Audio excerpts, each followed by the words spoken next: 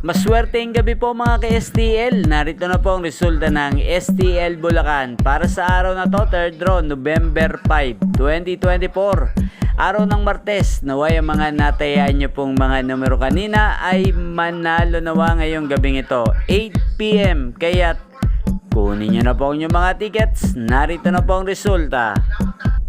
Ang nanalong mga numero sa STL Bulacan ngayong gabi, 8 PM, 3rd draw result. Ang mga numerong nanalo, 23 at 14 in exact order sa lahat po ng tumaya kanina para sa 3rd draw ng 23 at 14. Congrats po sa inyo, panalo po kayo.